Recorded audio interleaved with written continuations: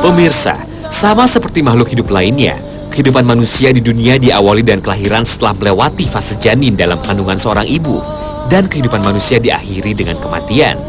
Pada fase di antara kelahiran dan kematian, manusia tumbuh dari kecil menjadi besar, dibarengi peningkatan berbagai kemampuan. Sepanjang masa kehidupannya, apa yang dilakukan manusia selalu dipengaruhi oleh manusia lain, baik itu orang tua, saudara, teman, atau orang lain di lingkungannya. Semua kemampuan dan apa yang dilakukannya seperti cara berbicara, etika makan, berpakaian, hingga upaya mempertahankan hidup tentu sesuai dengan kebiasaan atau cara-cara manusia yang telah diajarkan sejak kecil. Namun apa jadinya jika seseorang dari kecil dibesarkan oleh hewan? Seperti cerita Tarzan yang dibesarkan oleh seekor gorila. Tentunya ada perilaku berbeda dari manusia yang dibesarkan oleh hewan dengan manusia pada umumnya. Berikut, Spotlight menghadirkan kisah-kisah manusia yang dibesarkan oleh hewan.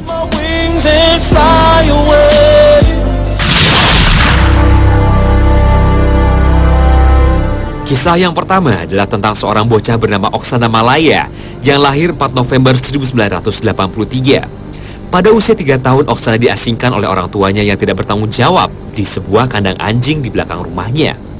Selama 5 tahun atau sebelum ditemukan orang lain pada usia 8 tahun, Oksana hidup tanpa orang tua dan hanya ditemani oleh anjing-anjing yang merawatnya di kandang tersebut. Saat ditemukan pada tahun 1991, gadis kecil Ukraina ini berbeda dengan anak atau manusia pada umumnya. Perilaku dan nalurinya seperti binatang anjing yang selama 5 tahun memeliharanya. Oksana tidak bisa bicara, tapi hanya menggonggong. Cara berjalannya pun mirip anjing, yaitu merangkak. Dia pun selalu mengendus pada setiap makanan yang akan dimakannya. Oksana juga hanya tahu bagaimana cara mengekspresikan iya atau tidak. Akibat ikatan yang kuat dengan anjing-anjing yang memeliharanya, para dokter seperti yang disiarkan dalam acara dokumenter televisi di Inggris dan di Portugal mengatakan, Oksana akan sulit menjalani rehabilitasi untuk dikembalikan pada kehidupan normal. Pada tahun 2010, Oksana tinggal di sebuah rumah untuk penderita cacat mental dan membantu merawat sapi ternak. Pada sebuah kesempatan, ia pernah mengungkapkan bahwa dirinya lebih bahagia jika berada di antara anjing-anjing.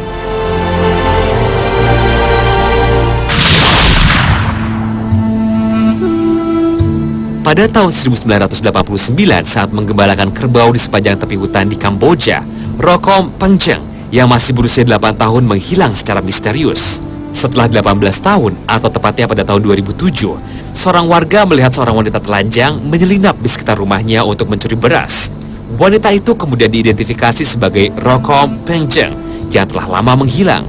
Setelah ditemukan, pihak keluarga berusaha mengajarkan kembali Rokom agar bisa berbaur di masyarakat. Namun usahanya itu gagal. Rokom tidak mampu belajar bicara. Dia pun lebih suka merangkak daripada berjalan, menolak mengenakan pakaian dan selalu berusaha melarikan diri dari keluarganya untuk kembali ke hutan. Melihat perilakunya tersebut, diperkirakan selama menghilang, Rokom dibesarkan atau sering berinteraksi dengan hewan liar, terutama kelompok mamalia berkaki 4. Pada suatu hari, Rokom akhirnya kembali kabur. Kepada koran Daily Telegraph, ayah Rokom yang bernama Salu menyalahkan roh hutan atas kehilangan putrinya. Dia pun meminta bantuan seorang peramal untuk menemukannya sekali lagi. Lo pun sempat menyiapkan 1 sapi liar, seekor babi, 1 ayam, dan 4 botol anggur untuk persyaratan menemukan putrinya. Ada beberapa orang yang meragukan jika gadis hutan itu adalah Rokom Pengjeng yang telah hilang sejak tahun 1989. Namun orang tuanya mengatakan jika perempuan itu adalah putri mereka karena ada bekas luka di lengan kanan.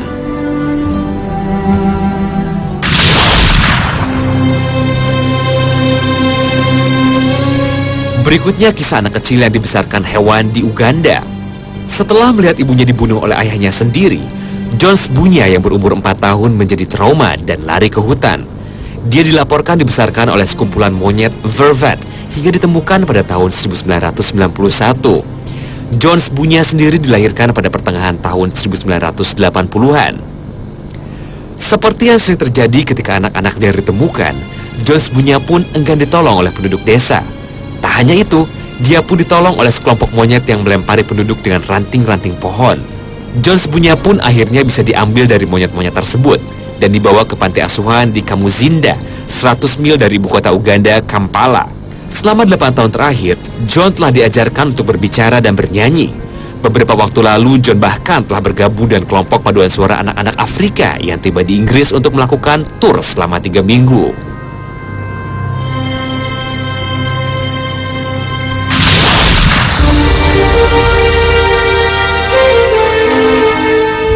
Mungkin kisah berikut ini merupakan cerita yang paling terkenal di antara cerita tentang anak-anak liar yang hidup di hutan dan dibesarkan oleh binatang. Cerita tentang Victor of Aveyron bahkan dibuat filmnya dengan judul L'Enfant Sauvage. Meski asal-usulnya masih misteri, namun banyak yang percaya jika Victor menghabiskan masa kanak-kanaknya sendirian di hutan. Sosok Victor pertama kali diketahui masyarakat pada tahun 1797. Setelah beberapa kali menampakkan diri, Victor akhirnya muncul sendiri di dekat Saint-Sernin-sur-Onge, Perancis pada tahun 1800. Victor kemudian menjadi objek penelitian para filsuf dan ilmuwan yang penasaran dengan asal-usul bahasa dan perilaku manusia. Saat itu usianya diperkirakan sudah mencapai 12 tahun. Kasus Victor dikerjakan oleh seorang dokter muda bernama Jean-Marc Gaspard Itard. Itard bekerja dengan Victor selama 5 tahun, dan Itard tertarik dalam menentukan apakah Victor bisa belajar atau tidak. Itard juga merancang prosedur untuk mengajarkan kata-kata serta merekam kemajuannya. Sejumlah studi pendidikan Itard tertunda hanya untuk membantu Victor kembali ke kehidupan sebagai manusia normal.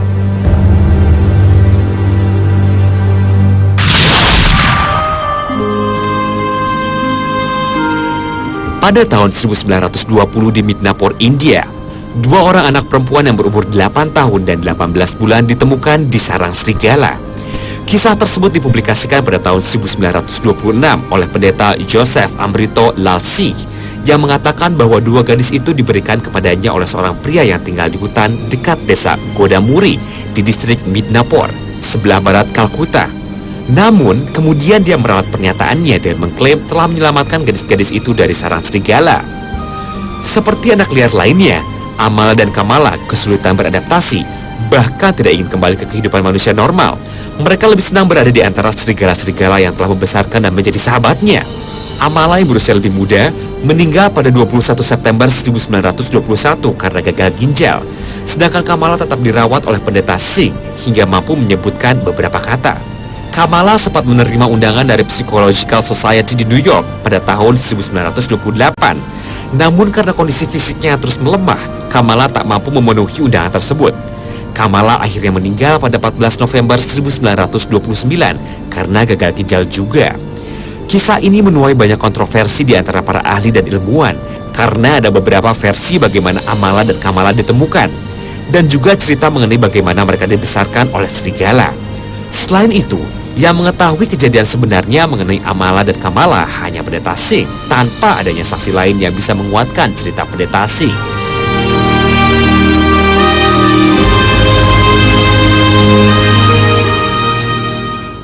Demikian kisah tentang anak-anak yang dibesarkan oleh binatang.